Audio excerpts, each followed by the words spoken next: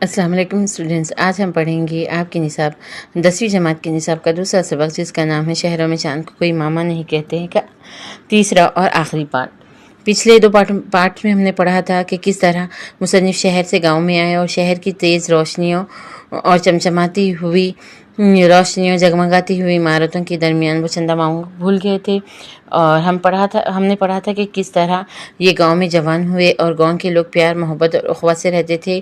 گاؤں کا ہر بڑا چھوٹے کا ماما ہوتا ہے، گاؤں کا ہر بڑا چھوٹے کا چاچا ہوتا تھا، اور کس طرح یہ اپنی ضرورت زندگی کو پورا کرنے کے لیے گاؤں کے سہانے منظر کو چھوڑ کر شہر کا رخ کرے۔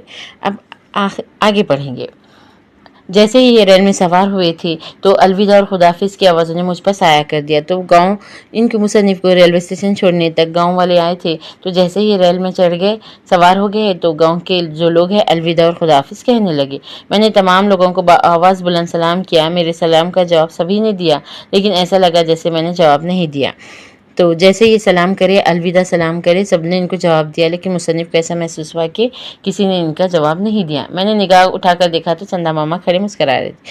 تو جو جواب نہیں دیے تھے وہ چندہ ماما تھے، اور جب یہ نگاہ اٹھا کے دیکھتے ہیں تو چاند کھڑا مسکرا رہا تھا۔ ریل گاڑی منزل کی طرف چلنے لگی۔ زندگی نے بھی پٹریاں تبدیل کی۔ منظر اجالے آنسو، بچپن کھلونے، آندھیا گھروندے، چراغ، جگنو، جھیل، چڑیا، پیڑ، شاخیں، جھولا، ساون، پتجھڑ، مسجد کا مینار، مندر کا کلش، محبتیں، مروتیں، شفقتیں، یہ سب چیزیں اپنی شناخت بدل رہی تھی، کیونکہ گاؤں کا الگ ماحول ہوتا ہے اور شہری زندگی کا الگ ماحول تھا۔ تو یہاں پر یہ تمام چیزیں جو وہ چھوڑ کے جا رہے تھے وہ اپنی شناخت یعنی پہچان بدل رہی تھی۔ میری صرف 2 آنکھیں تھی اور یہ لامتناہی منظر کا سلسلہ۔ پھر رات جگنوں سے سرگوشی کرتی ہوئی سورج کو سمجھاتی بجھاتی کھڑکیوں سے راستے کے ڈبے میں داخل ہوئی۔ تو یہ جیسے جیسے ٹرین آگے جاتی رہی، ان کی آنکھوں کے سامنے قدرت کی بے بہا خوبصورتی نظر آنے لگی، اور اسی طرح جو رات سورج ڈوبنے لگا اور رات ہونے لگی۔ نیند نے بڑھ کر اس کا استقبال کیا اور دونوں نے مل کر مجھے حقیقت کی دنیا سے نکال کر خوابوں کی خوبصورت وادی میں پہنچا دیا۔ جیسے ہی رات ہوئی ان کی آنکھوں میں نیند آنے لگی اور یہ حقیقی دنیا سے نکل کر خوابوں کی خوبصورت دنیا میں سو گئے۔ ٹرین ہچکولے لیتی رہی، بڑھتی رہی۔ راستے میں کبھی دریاؤں نے اس کا راستہ بلی کی طرح کاٹا تو کبھی پہاڑوں نے روکنے کا اشارہ کیا۔ تو یہ سو گئے، لیکن ریل چلتی رہی۔ تو ایسا لگتا تھا جب ریل جا رہی تھی تو کبھی اس کا راستہ بلی نے روکا تو کبھی پہاڑوں نے روکنے کا اشارہ کیا، لیکن ریل کا کام ہے گزرنا، وہ گزرتی ہی جاتی ہے۔ جاویدہ پہم دوا، ہر دم جواں ہے زندگی، زندگی دوڑتی ہوئی زندگی، زندگی روتی ہوئی زندگی، زندگی شہر کی زندگی، بڑی بڑی سڑکیں، اونچی اونچی عمارتیں، لمبی لمبی کاریں۔ میں ریل کے ڈبے سے اترا تو دیکھا کہ چندہ ماما میرے قریب مسکرا رہے ہیں۔ تو اب زندگی کی پٹریاں بدل گئی تھی۔ گاؤں کا سہانا منظر چھوڑ کے اب وہ شہر میں آ کے بسے تھے۔ تو شہر میں کیا ہوا، اونچی اونچی عمارتیں، لمبی لمبی کاریں ان کی منتظر تھی۔ تو جیسے ہی یہ ریل کے ڈبے سے باہر آئے تو وہاں پر چندہ ماما کھڑے مسکرا رہے تھے۔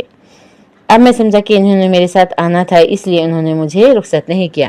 تو جب یہ گاؤں والے سب ان کے سلام کا جواب دیا اور خداحافظ کہا تو چندہ ماما نے کچھ نہیں کہا تھا۔ تو اب جب شہر میں ان کو چاند کو دیکھ کر یاد آیا کہ انہوں نے مجھے خداحافظ اس لیے نہیں کہا کیونکہ یہ میرے ساتھ شہر میں آنے والے تھے۔ اب شہر کا ماحول کیسا دیکھیے، تیز روشنیاں، روشنی میں نہائی ہوئی سڑکیں، اونچی عمارتیں، مگر بند بند سے مکان، کمرے، مصنوعی ٹھنڈک اور پھولوں سے آراستہ، دریچے بند، راستے گاڑیوں سے بھرے ہوئے، آنکھیں ہوس سے بھری ہوئی، دل قدرت سے بھرے ہوئے، کپڑے خوشبوؤں سے بسے ہوئے، دیواریں اشتہاروں سے لدی ہوئی، ہر سڑک جیسے راہ وفا، گزرنا دشوار، اتنی الجھنے کے سنورنا دشوار، اتنا بوجھ کے مرنا دشوار، اتنی جلدی کے ٹھہرنا دشوار۔ تو مصنف کہہ رہے ہیں کہ تیز روشنیاں ہیں اور روشنی میں نہائی ہوئی سڑکیں ہیں، اونچی اونچی عمارتیں ہیں لیکن بند سے مکان ہیں، اور جو مکان ہیں ان میں جو ہے نا مصنوعی ٹھنڈک ہے، گاڑیوں بند راستے ہیں، گاڑیوں سے بڑی ہوئی سڑکیں ہیں اور ہوس سے بھری ہوئی آنکھیں ہیں، یعنی ہر انسان کو کچھ نہ کچھ پانے کی ہوس ہوتی ہے۔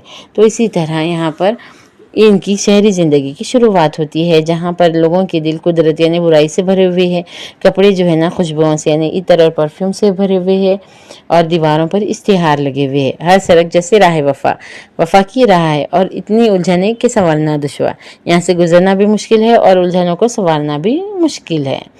تو جب زندگی اتنی تیز رفتار ہو جائے تو پھر کیسی رشتہ داری، کیسا خلوص، کیسا احترام۔ تو شہر کا اپنا ایک مزاج ہوتا ہے، وقت کے حساب سے یہاں ہر کام کرنا ہوتا ہے، اور کسی کو اپنے کام سے کام رکھنا ہوتا ہے۔